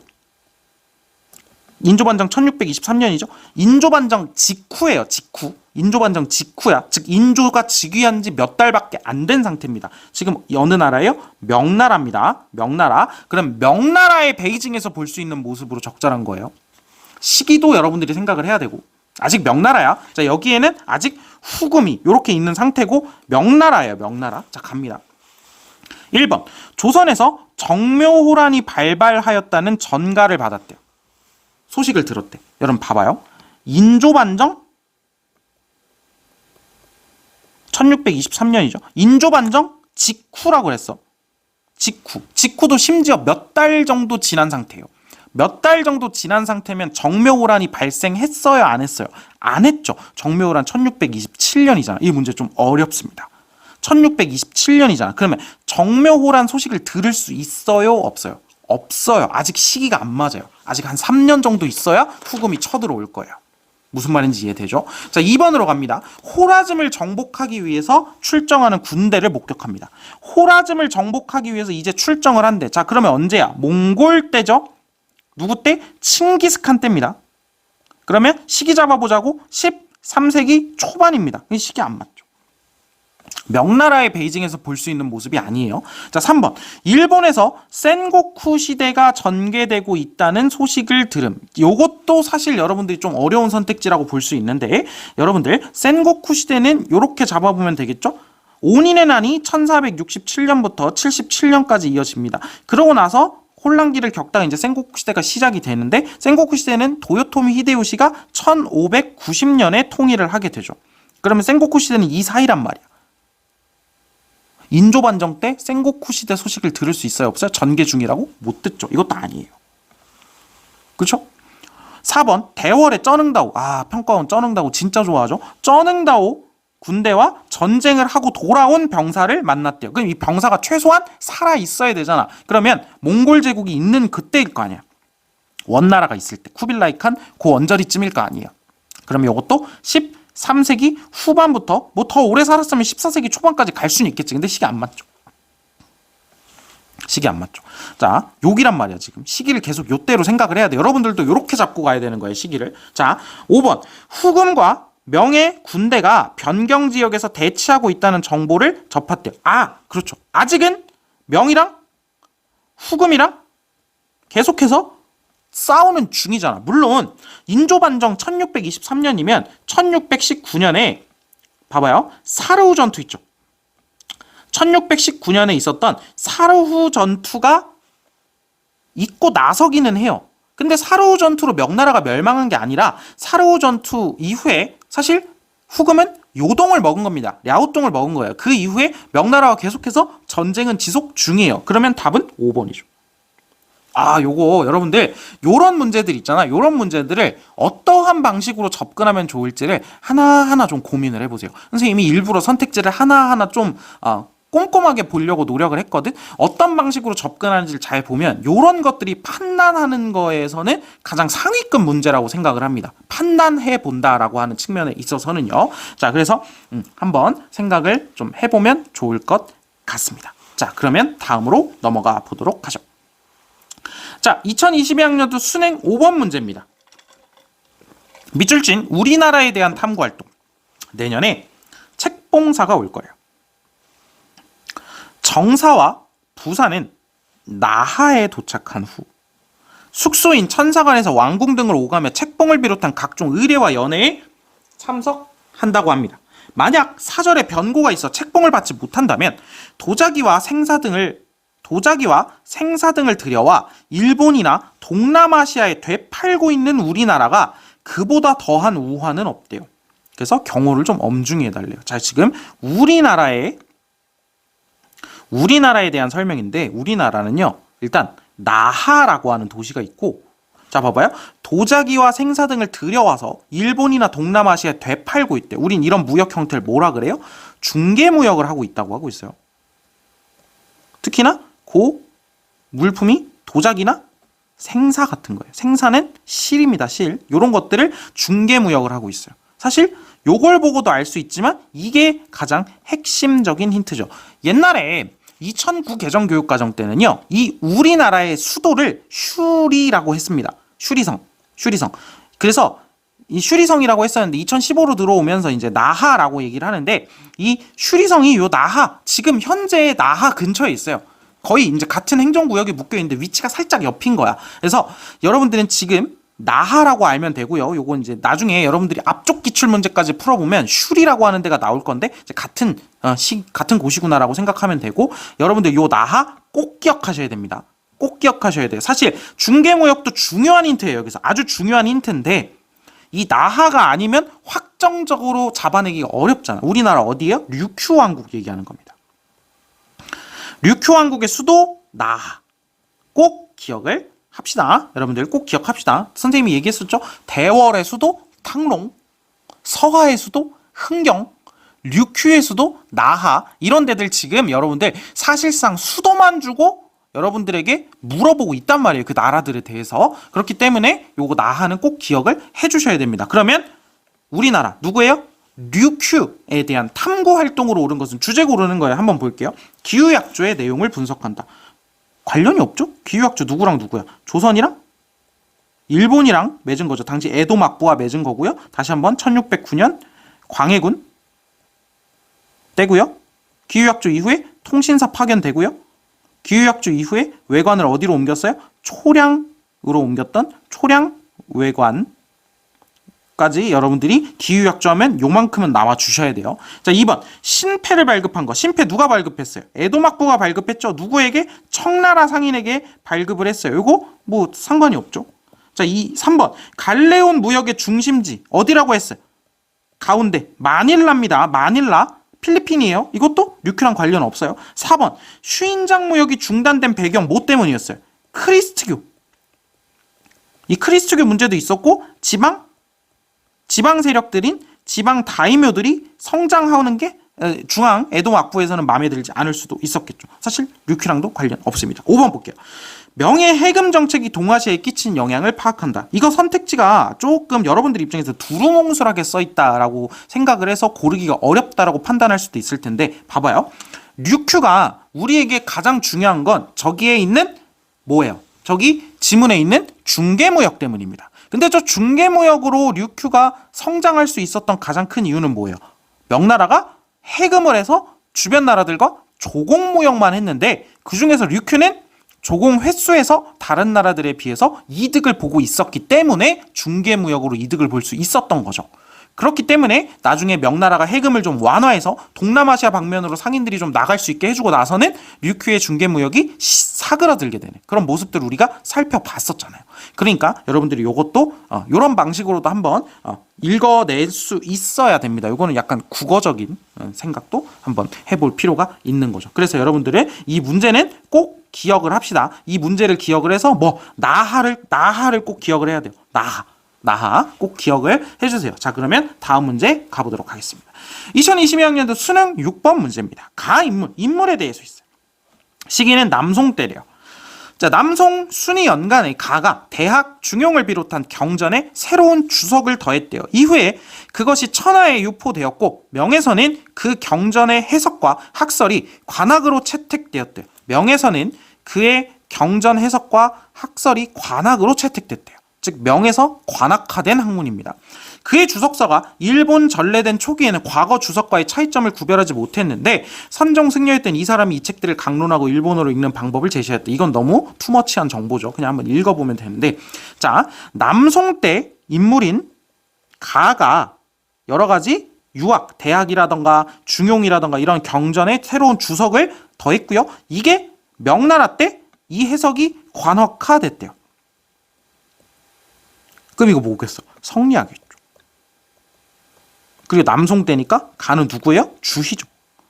그래서 주희가 대학, 중용, 논어, 맹자 이거 다 묶어서 뭐라 그래요? 사서라고 하죠. 이 사서에 대해서 자기가 해석을 달아서 모아놓은 걸 사서 집주를 편찬했다 이렇게 얘기하잖아. 이렇게 얘기를 하잖아요. 사서 집주를 편찬했다. 대학, 중용을 비롯한 경전에 새로운 주석을 가하였다. 성리학, 인물에 대한 거니까 주희에 대해서 물어보고 있습니다. 자, 1번. 쓰기 귀찮으니까 그냥 이거 얘기할게요. 사서오경 외운 누구죠? 후지와라 세이카입니다. 후지와라 세이카. 강항도 생각을 해주시고 제자인 하야시 라잔도 잊지 말아주시고요. 자, 2번. 심증리와 지행합의를 주장하였다. 이런 거 시험장에선 잘 봐야 돼요. 성증리가 심증리로 보일 수도 있어요. 그러니까 심증리가 지행합의를 주장하였다. 인물로 따지면 누구예요? 왕수인이라고 할 수 있겠죠. 왕수인, 양명학을 이제 창시했었던. 자, 3번. 경물치지와 거경국리라고 하는 수양 방법을 강조했던 주의 맞죠? 자, 4번. 에도막부의 제도와 의례를 정비하였다. 사서오경 외훈을 저술했었던 후지와라 세이카의 제자인 하야시 라잔을 여기에 연결해주면 되겠고요. 5번. 공자 맹자 시대 유학으로의 복귀를 추구하였다. 여러분들 뭐 여기에 고학자로서 오규 소라이라던가 이토 진사이라던가 이런 사람들이 있는데 여러분들이 나올 때 그냥 한번 눈여겨 봐주시면 좋을 것 같고, 그냥 나왔을 때 문제로 출제됐을 때 요거는 공자 맹자 시대 유학으로 복귀를 추구했다. 아까 설명 하나 했었죠? 이거는 에도막부 시기의 고학의 흐름이라고 생각을 해주시면 되겠습니다. 자, 요것도 사상 문제니까 어려운 문제 아니니까 간단하게 넘어가 보도록 하죠. 자, 다음 문제입니다. 2022학년도 수능 8번 문제입니다. 밑줄 친 명령이 내려진 이후에 동아시아에서 볼 수 있는 모습으로 가장 적절한 것은 이라고 되어 있어요. 자, 볼게요. 밑줄 친 명령이 내려진 이후에요. 그래서 동아시아에서 이 명령 이후에 어떤 모습을 볼 수 있느냐, 이것도 일종의 연표 문제죠. 이 문서에는 황제가 서양 선박의 입항을 제한, 이게 목적이죠. 이거 발급한 목적이에요. 서양 선박의 입항을 제한하기 위해서. 그리고 밑에 자료 한번 볼게요. 뭐 저장성은 입항 금지라고 되어 있는데 이게 핵심 힌트죠. 자, 서양 선박과의 교역을 제한했는데 어디로 제한했대요? 광저우로 제한했대요. 그리고 이런 표현도 있죠. 광둥이라고 하는 표현도 있습니다. 그럼 이건 뭐를 설치했다는 것과 똑같은 얘기일까요?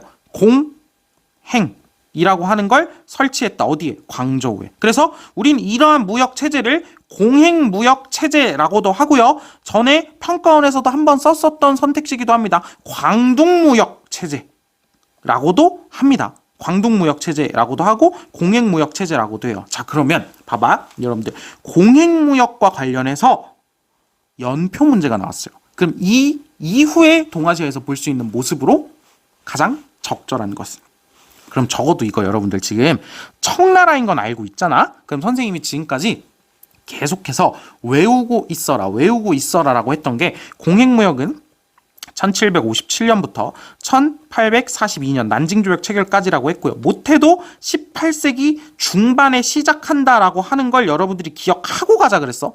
기억하고 가자 그랬는데 이걸 기억을 못하고 있었다고 생각을 해보자고. 그리고 이때 황제 언제 때라고 걸륭제 때라고 하는 것까지 묶어서 기억을 하자 그랬는데 기억을 못했다고 칩시다. 선택지 가볼게요.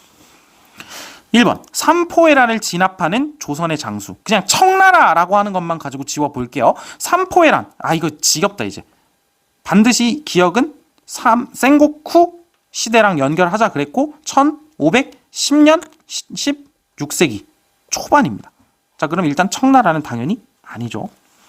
2번 고려 상인의 물품을 검사하는 시박사 관원.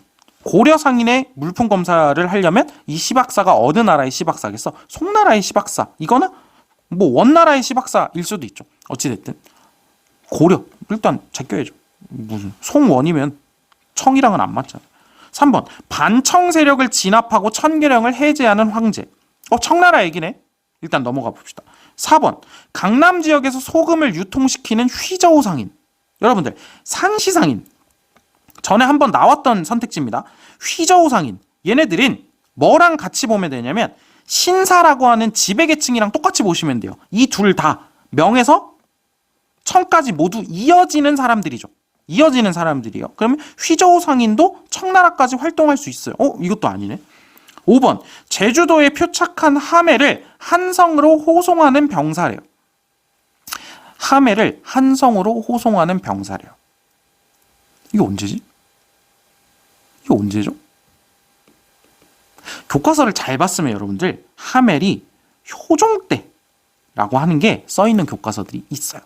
그리고 뭐 여기저기 자료들을 보다 보면 효종 때라고 하는 걸 알 수 있는데 사실 그러면 3, 4, 5번 중에 지금 청이라고 하는 것만 가지고 명쾌하게 지울 게 없네. 자, 그러면 뭘 알아달라는 얘기예요. 공행무역이 여러분들 18세기 최소한 18세기 중반부터라고 하는 거 라던가 아니면 여러분들 기억합시다. 이제 선생님이 선택지에서 많이 얘기했잖아요. 자, 1757년부터 1842년까지 18세기 중반 걸륭제 시기라고 하는 걸 생각을 하면 가볍게 일단 3번은 지울 수 있죠. 왜냐하면 반청 세력을 진압하고 천계령을 해제하는 황제면 강희제잖아요. 그러면 강희제 다음이잖아. 다다음이잖아요. 걸륭제는. 그럼 시기가 앞이잖아요. 같은 청나라지만 앞쪽이잖아요. 강희제 같은 경우에는. 그러니까 3번은 가볍게 지울 수 있는 거죠. 자, 그럼 이제 5번이 문제인 건데 사실 수능장이었으면 이렇게 풀면 돼요. 여러분들 5번 모르겠는데 4번은 청나라에 무조건 다 들어가죠. 그러면 4번을 고르면 됩니다. 4번을 고르면 돼요. 효종을 몰랐어도 얘가 물음표가 뜨면 4번은 무조건 명나라, 청나라 어디에다 갖다 붙이든 무조건 맞는 말이잖아요. 저거는. 그럼 4번을 골랐어야 되는 문제죠. 이거는. 사실 하매를 한성으로 호송한다. 제주도에 표착한 요게 언제냐면 1650년대란 말이에요. 1650년대 효종식이에요. 그럼 1650년대라는 거 몰라도 만약에 효종식이라는 거 알았으면 조금 더 마음 편하게 지울 수 있었겠지만 사실 이것도 모르고 이것도 몰랐어도 여러분들이 휘저우 상인이 너무나 명확하니까 갑자기 이상한 게 뜨네. 미안해요. 휘저우 상인이 너무 명확하니까 여러분들이 휘저우로 가졌으면 되는 문제고 이 문제 자체는 여러분들이 지금 기출을 공부하는 입장에서는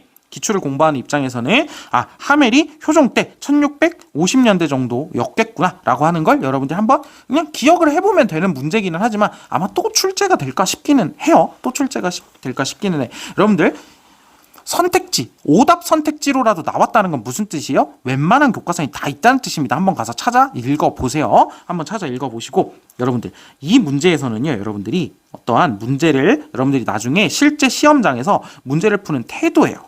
여러분들이 5번 같은 선택지가 수능이나 6, 9월에 안 나오리란 법이 없습니다. 그랬을 때 여러분들이 이제 이걸까 막 고민이 될 때 더 명확한 걸로 가는 거야. 더 명확한 걸로.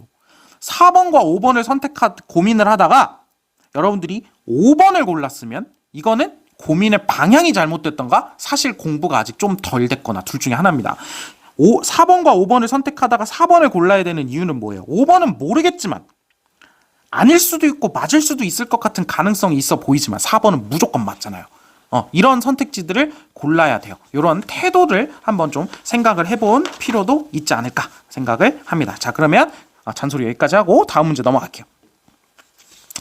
자, 11번 문제입니다. 밑줄 황제에 대한 설명으로 옳은 것은 이라고 하는 문제고요. 자, 대월을 침공해 점령한 해에 중국 최대의 유서가 탄생했다라고 얘기가 나와 있는데, 사실 이 문제 좀 이따 풀다 보면 이거 왜 3에다 넣어놨지? 이것도 2에다가 넣으면 되는 문제 아닌가? 2단원에다가 넣어도 되는 문제 아닌가 싶을 수도 있는데요. 선택지 보면 선생님이 3단원에다가 넣어놓은 이유가 있습니다. 자, 대월을 침공해 점령한 해에,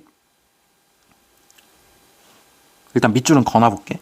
중국 최대의 유서가 탄생했대. 유서는 여러 책들이나 내용이나 항목을 편찬한 책이라고 되어 있습니다. 이 황제는 크게 기뻐하면서 직접 서문을 쓰고 책에 이름을 붙였대요. 이 책의 편찬은 몇 년 전에 황제가 경사자집, 여러분들이 선생님 이렇게 얘기할게요. 공부를 디테일하게 하긴 했는데 잘못 디테일하게 하면요 무슨 문제가 발생할 수 있냐면, 자, 여러분들 교과서에 사고전서라고 하는 책이 나와요. 모든 책에 무조건 나올 수밖에 없습니다. 그리고 이 사고전서라고 하는 책이 걸륭제 때 쓰였다라고 하는 표현도 나오고요. 사고전서에 대한 설명으로 거의 모든 책에 무조건 경, 사, 자, 집이라고 하는 요 네 분류를 해가지고 이제 여러 책들을 모아서 만든 책이 사고전서다라고 하는 내용이 나와 있단 말이야. 그러면 경사자집 보고 사고전서 이렇게 쓴 다음에 걸륭제, 공부 잘했죠. 사실 사고전서 걸륭제 딱 떠올라. 그 다음에 답 1번 이렇게 고를 수도 있잖아요. 아니라고요. 자, 여러분들 시간이 없지 않습니다. 여러분들 그러면 꼼꼼하게 읽어보자고요. 경사자집에서 천문의학, 전복, 기해 등에서 이르기까지 각종 분야를 망라한 유서를 펴내라고 명령한 데서 비롯되었대. 그래서 이 책을 만들어서 그 원본은 황궁이 있는 난징에, 여러분들 황궁이면 황제가 사는 궁궐이죠. 황제가 사는 궁궐이 있으면 거기가 어디야? 수도잖아. 난징이 수도였대. 그러다가 자금성이 완성되자 그곳으로 옮겨졌대. 그러면 이 황제 때 뭘 만든 거야? 자금성을 만든 거죠. 무슨 말인지 이해돼요? 이 황제 때 자금성을 만든 거라고요. 난징이었다가 자금성을 만들고 나서 그 책을 자금성으로 옮겼다고. 자금성은 어디 있는데? 베이징에 있는데. 그러면 봐봐요. 자금성을 만들었고 수도를 난징에서 베이징으로 옮긴 그 황제잖아요. 그러면 어느 황제야? 사고전서 걸륭제가 아니라 어느 황제야? 영락제인 거죠.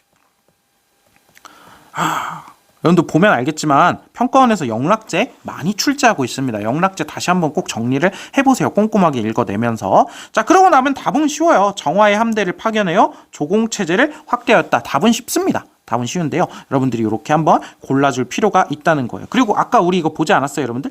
대월을 침공해서 점령했다. 여러분들 선생님이 아까 대월을 침공해서 점령했다라고 하는 거는 영락제를 한번 생각해 볼 필요가 있다 그랬죠. 얼마 후에 이제 대월이 다시 독립을 하면서 레왕조가 시작이 되기는 하지만 영락제가 대월을 침공해서 점령까지 했다라고 하는 표현이 한 번 더 나왔습니다. 한 번 더 나왔어요. 그러면 아까 2022학년도를 살펴보면서 나왔던 선택지니까 그거 공부했겠지라고 하면서 2022학년도 수능에는 지문에다가도 좀 더 마음 편하게 그걸 올릴 수 있는 거죠. 무슨 말인지 이해되죠? 자, 그래서 영락제구나 라고 하는 거. 그래서 영락제 여러분들이 나중에 보면요, 막 영락제 관련해서 교과서에 뭐 영락대전, 성리대전 뭐 이런 책들 있잖아. 그 책과 관련된 설명이에요.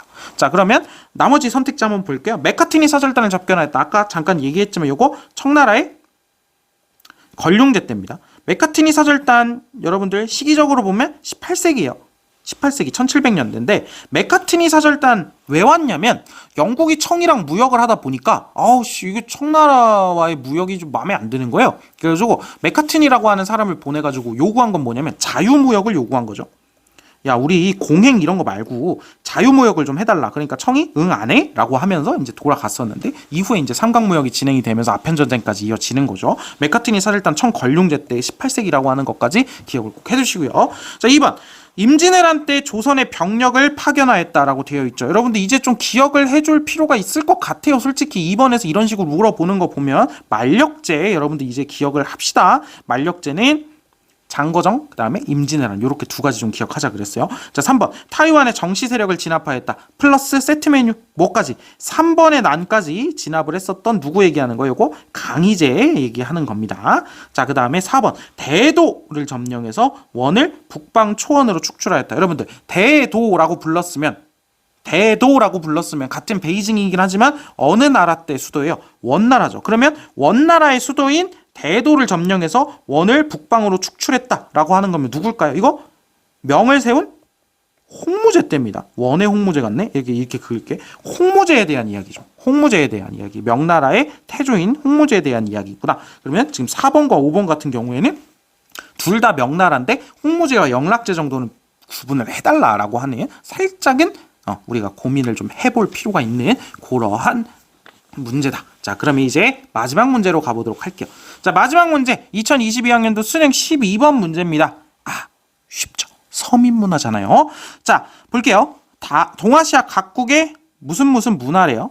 상품화폐 경제가 발달하고 문화 소비층이 확대되면서 이 문화가 발달했대. 그래서 한국에선 춘향전, 홍길동전, 한글 소설이 보급됐고 일본에선 가부키가 대중화됐고 그러면 그때 서민문화가 한창 발달할 때 중국에선 어떠한 서민문화가 발달했겠느냐라고 물어보고 있는 거니까 그냥 골라주면 됩니다. 자, 1번 우키요에가 발달했어요? 일본이잖아. 서양 문물의 수용으로 난학이 발전했어. 이것도 일본이잖아. 에도마부잖아요.